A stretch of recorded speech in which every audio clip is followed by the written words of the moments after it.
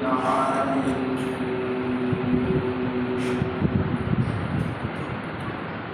والعاقبة للمتقين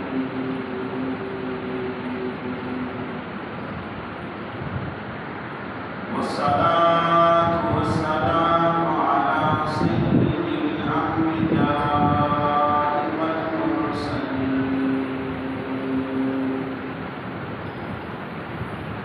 وعلى آله وأصحابه أجمعين.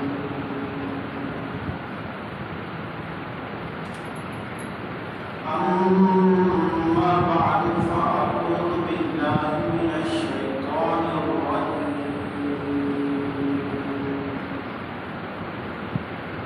بسم الله الرحمن الرحيم.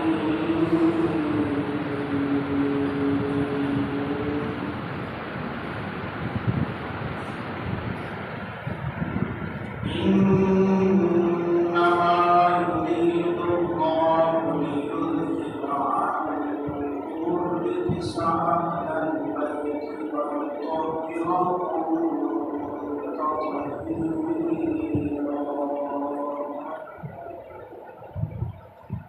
صدق الله مولانا العظيم وصدق رسوله النبي الكريم الأمين. ونحن على ذلك لمن الشاهدين والشاكرين والحمد لله رب العالمين.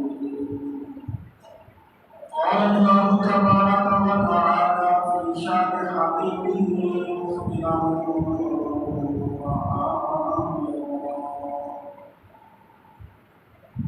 إن الله وملائكته يصلون على النبي يا أيها الذين آمنوا صلوا عليه وسلموا تسليما. الصلاة والسلام عليك يا سيدي ورسول الله وعلى آلك وأصحابك يا سيدي يا حبيب الله. مولاي صل وسلم دائما أبدا على حبيبك خير الخلق كلهم. هو الحبيب الذي ترجى شفاعته بكل حول من الأحوال مقتحم. محمد سيد الكونين والثقلين والفريقين من قرب ومن عجب. منزه عن شريك في محاسنه فجوهر الحسن غير منقسم. يا أكرم الخلق ما لي من ألوذ به سواك عند حدود حادث العمل. مولاي صل وسلم دائما أبدا على حبيبك خير الخلق كلهم. اللہ رب العزت جل شانہ کی حمد و ثنا اور اس کے پیارے محبوب نبی اکرم شفیع معظم رحمت دو عالم احمد مصطفیٰ حضرت محمد مصطفیٰ علیہ تحیت و ثنا کی بارگاہ بکسمانہ میں حدیعہ درود و سلام پیش کرنے کے بعد دعا ہے خالق کائنات میری آپ کی حاضری قبول فرمائے. ماہ مقدس رمضان المبارک کا یہ پہلا جمعۃ المبارک ہے. بابرکت ساعتوں میں عظیم نعمتوں کے ساتھ یہ ماہ مقدس اپنی رحمتیں لیے ہوئے اہل ایمان کے پاس تشریف لایا. دعا کرتا ہوں کہ اس ماہ مقدس کی برکت رحمت کے ہمیشہ قائم و دائم رہے. رب تعالیٰ اس ماہ مقدس کی رحمتوں اور برکتوں سے تمام اہل اسلام کو خوب نوازے. اس ماہ مقدس میں بہت ساری اہم خصوصیات کا ذکر ہے. قرآن پاک کا نزول ماہ مقدس میں سب سے زیادہ عظیم بات رمضان المبارک میں روزے فرض کیے گئے ہیں، روزے رکھے جاتے ہیں۔ اس کے علاوہ تاریخی حوالوں سے بھی بہت سی اہمیت ہے۔ 3 رمضان المبارک کو سیدہ کائنات خاتون جنت شہزادی رسول حضرت فاطمہ الزہرا بتول سلام اللہ علیہ کا آپ کا یوم وصال ہے۔ 10 رمضان المبارک کو آپ کی والدہ ماجدہ ام المومنین حضرت سیدہ طیبہ خدیجہ الکبریٰ رضی اللہ تعالی عنہا آپ کا یوم وصال ہے۔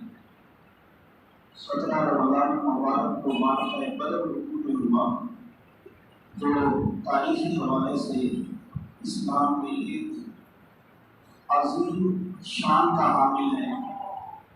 عزت اسلام کا عظیم دن جسے قرآن نے یوم الفرقان فرمایا، حق اور باطل میں فرق کر دینے والا دن۔ 21 رمضان المبارک کو حضرت سیدنا علی المرتضیٰ کرم اللہ وجہہ الکریم آپ کا یوم شہادت ہے۔ اسی ماہ مقدس میں شب قدر بھی ہے۔ یہ عظیم ایام ماہ مقدس میں، اور اس کا ہر دن اور ہر رات بڑی رحمتوں اور برکتوں والا ہے۔ ماہ مقدس میں بڑی نسبتیں ہیں، اس لیے اہل بیت کی شان کے حوالے سے قرآن کریم سے آیت کا انتخاب کیا ہے۔ رب تعالیٰ جل مجدہ کریم کے ارشاد فرماتا ہے، انما یرید اللہ لیذھب عنکم الرجس اہل البیت ویطہرکم تطہیرا۔ بے شک صرف اور صرف اللہ کا ایک ارادہ ہے، اے نبی کریم علیہ السلام کے اہل بیت، تم سے ہر ناپاکی کو دور فرما دے اور تمہیں خوب صاف ستھرا فرما دے۔ رب تعالیٰ جو ارادہ فرماتا ہے تو اس کے ارادے کے لیے کوئی بھی رکاوٹ نہیں ہوتی۔ مشیت اور ارادہ کے آگے کوئی شے رکاوٹ نہیں بن سکتی۔ ثابت ہوا جب رب کا ارادہ ہے تو یہ بات بھی ثابت ہو چکی ہے کہ اہل بیت کرام کو مقدس ہستیاں ہیں جن سے رب تعالیٰ نے ہر ناپاکی کو دور رکھا۔ حضرت سیدہ کائنات خاتون جنت شہزادی رسول سیدہ طیبہ طاہرہ ظاہرہ فاطمہ سلام اللہ علیہا رضی اللہ تعالی عنہا نبی کریم علیہ السلام کی شہزادی ہیں، اور آپ سینائے امت مسلمہ ہیں۔ نبی پاک علیہ السلام کی ساری امت کے لیے عظیم موسیقہ ہے، اور حضور علیہ السلام کی امت کی تمام خواتین کے لیے نمونہ حیات ہے۔ آپ کی زندگی، آپ کی سیرت طیبہ نبی پاک علیہ السلام کی امت کی ساری خواتین کے لیے رہنما ہے، اور جو آپ کی سیرت میں چلا وہ کامیاب ہو گیا۔ حضرت سیدہ طیبہ آپ کا اسم گرامی فاطمہ فطم سے بنا ہے، جس کا معنی ہے روک یا رکاوٹ یا چھوڑ دینا، ترک کرنا۔ اس معنی میں اس کا استعمال ہوتا ہے۔ فاطمہ کا معنی ہے جو دنیا سے منقطع اور قلب کے خالق کی طرف توجہ کرنے کی، اللہ وحدہ لا شریک کی طرف اپنی توجہ لگا لے۔ اتنا عظیم نام، جیسے یہ عظیم نام ہے اسی طرح کوئی آپ کی بات ہے، اس کا مقام مسلمان۔ بطول کا معنی بھی ہے پٹ جانا، بطول وَتَبَتَّلْ إِلَيْهِ تَبْتِيلًا، مستمر شریف بھی ہے، اسی بدل سے ہے، بطول باطلہ سے ہے، بطول اسی سے ہی یہ سیکھا ہے۔ وَتَبَتَّلْ إِلَيْهِ تَبْتِيلًا، دنیا سے کٹ کر منقطع ہو کر خالص رب کی طرف کو توجہ کرنا، یہی معنی آپ کی ذات میں پایا جا رہا ہے۔ آپ کے القامات میں زہرا ہے، زہرا کا معنی ہوتا ہے چمکتا ہوا موتی، خوبصورت موتی۔ زہرا کا معنی کلی ہوتا ہے، پھول کلی۔ اور آپ تمام خواتین اسلام میں، تمام جنت کی خواتین میں ایک انتہائی معزز مقام رکھتی ہیں، سب سے نمایاں حیثیت آپ کی ہے، اس لیے آپ کو زہرا کہا جاتا ہے۔ اسی مناسبت سے یہ معنوں کی نسبت بیان کر رہا اس میں گرامی کے حوالے سے۔ آپ محسنہ امت مسلمہ ہیں، اس لیے محسنہ کہہ رہا ہوں کہ آپ جب بھی دعا کرتی تھیں پہلے نبی پاک علیہ السلام کی امت کی کوشش کی دعا، اپنی دعاؤں میں نبی پاک کی امت کو سب سے پہلے یاد کرتی، جب بھی ذکر کرتی امت کرتی۔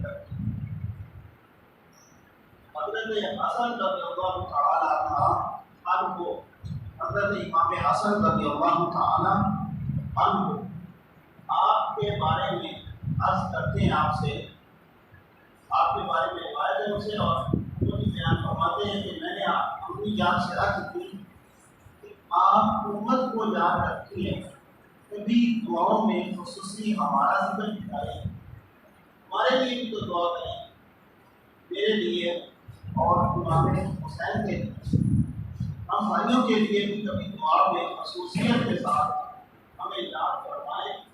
تو آپ فرماتی ہیں کہ بیٹا میری دعائیں آپ کے لیے خصوصی ہیں، مگر نبی پاک کی امت کا حق سب سے پہلے ہے، امت کے لیے سب سے پہلے دعا کرنا۔ اور ایسی عظیم کوئی بھی خاتون نہ دیکھی گئی نہ سنی گئی۔ آپ ساری کائنات کے امام الانبیاء، سید المرسلین، خاتم النبیین صلی اللہ تعالی علیہ وآلہ وسلم کے گھر میں جلوہ گر ہوئی ہیں، عظیم باپ کی شادابی، اور گھر میں سارے کام آپ خود کرتے ہیں۔ اتنا عظیم گھرانہ ہے، اس کے باوجود آرام اور راحت نہیں ہے، اور یہ ساری بات نبی کریم علیہ السلام سے سیکھی ہے۔ ایک دن خود سیدہ کائنات سرکار دو عالم صلی اللہ علیہ وآلہ وسلم سے عرض کرتی ہیں، یا رسول اللہ صلی اللہ علیہ وسلم، میں آپ کو ہر وقت کام میں مصروف دیکھتی ہوں، کائنات کی عظیم ہستی ہیں، کیا آپ کے لیے بھی کوئی دو دن آئے گا جب آپ آرام فرماؤ گے؟ آپ ہر وقت کسی کام میں مصروف ہیں، جہاد پر جانا ہے، آنا ہے، اسلام کی تبلیغ ہے، سارے معاملات ہیں، پھر گھر کی طرف توجہ ہے، گھر کے سارے معاملات، اور گھر کے کچھ پورے کھانا ہوتے ہیں، وہ بھی نبی کریم علیہ السلام خود اپنے ہاتھ سے اپنے گھر کے کام کرتے ہیں، گھر کے کام بھی خود کرنا۔ تو آپ کو کبھی آرام کرتے نہیں دیکھا، نبی کریم علیہ السلام کے چہرہ انور پر نگاہ ڈالی اور کیفیت یوں دکھی معلوم ہوتی ہے جیسے ابھی رونے لگی ہیں۔ عرض کرتی ہیں یا رسول اللہ آپ کائنات کی عظیم ہستی ہیں، رب تعالیٰ کی محبوب ترین ہستی ہے، لوگ آرام کر کے بیٹھتے ہیں اور آرام سے کھاتے پیتے ہیں، ان کو اتنا ملتا ہے اور آپ سب کچھ اللہ کی راہ میں دے دیتے ہیں، خود آرام بھی نہیں کرتے ہیں۔ ان ہے تو نبی پاک علیہ السلام دین کے لیے گھر کے امور میں مصروف ہیں یا دین کے لیے، اور جب رات ہوتی ہے تو اللہ کی عبادت میں کھڑے ہو جاتے ہیں، یہاں تک کہ محبوب کریم علیہ السلام کے پاؤں مبارک پہ برم آ جاتا ہے اور رب تعالیٰ قرآن نازل فرماتا ہے جبریل جاؤ میرے محبوب کو میرا پیغام سنا دو کہ محبوب ہم نے قرآن اس لیے نازل نہیں کیا کہ آپ پہ مشقت ہو جائے، کچھ آرام بھی کرنا ہے، کچھ وقت آپ آرام کے لیے بھی نکال دیں۔ آپ اس قدر جو ہے محنت فرمانے والے نبی کریم علیہ السلام نے زندگی بھر لمحہ لمحہ محنت کی ہے، اور سیدہ کائنات سوال کرتی ہے یا رسول اللہ کبھی وہ دن نصیب ہوگا آپ آرام فرما ہو اور من پسند آرام سے آپ کھائیں اور پیئیں، بس آرام سے رہیں، کیا کوئی ایسا دن آنے والا ہے؟ کب آئے گا ایسا وقت؟ تو میرے آقا کریم علیہ السلام نے کیا جواب دیا؟ ایمان والو سنو، آپ تربیت فرما رہے اپنی شہزادی کی اور آپ نے یہ پیغام دیا۔ میرے آقا فرماتے ہیں کہ میری شہزادی میں جب تک دنیا کے کونے کونے میں اسلام نہیں پہنچ جاتا آرام نہیں کر سکتا ہوں، جب تک میرا یہ پیغام ہر اینٹ اور ہر پتھر تک پہنچ جائے، ہر درخت و شجر اور ذرے ذرے کو میرا پیغام پہنچ جائے، تب تک میں اپنے مشن پہ مستعد رہوں گا، تب تک میں اسلام کے لیے محنت کرتا رہوں گا۔ جہاں سکون کے لیے ہم نہیں آئے، ہم اللہ کے دین کا علم لے کر آئیں گے، دین کے لیے ہم نے ہر وقت نکلنا ہے، دین کے لیے۔ آج ہم کیا ہیں؟ ان باتوں پہ اگر آئیں تو وقت کس قدر صرف ہوگا۔ میں عظمت کی بات کر رہا ہوں، سرکار دو عالم علیہ السلام کے گھرانے کی بات کر رہا ہوں، جن کی تربیت میرے آقا نے ایسے فرمائی۔ پھر وہ سیدہ کائنات جب اپنے گھر جلوہ گر ہوتی ہیں تو پھر آپ کی سیرت لکھنے والوں کو بھی یہ قلم سے لکھنا پڑا۔ ایسی کوئی خاتون آج تک دکھا دے، کوئی ایسی خاتون ہے جو گھر میں اتنا کام کرے، ایسے عظیم گھرانے کی عظیم خاتون، لیکن گھر میں سیدہ طیبہ طاہرہ ہر وقت مصروف عمل ہیں، اپنے بچوں کی دیکھ بھال کر رہی ہیں، اپنے شوہر کے لیے ان کے آرام کے لیے ان کی خدمت میں مصروف ہیں، اور حضرت علی المرتضیٰ رضی اللہ تعالی عنہ کی والدہ محترمہ حضرت فاطمہ بنت اسد، ان کا نام بھی فاطمہ ہے، فاطمہ بنت اسد رضی اللہ تعالی عنہ ان کی خدمت میں مصروف ہوتی ہیں، حتیٰ کہ حضرت علی المرتضیٰ کی والدہ کو یہ کہنا پڑا کہ آپ میری اتنی خدمت نہ کیا کریں، کوئی اور بھی گھر کے کام میں توجہ دے دیا کریں، اس قدر آپ اتنی خدمت کرتے ہیں۔ تو آپ فرماتی ہیں کہ مجھ پر حق پہنچتا ہے، جس قدر آپ کی خدمت کروں گی میرے شوہر راضی ہوں گے۔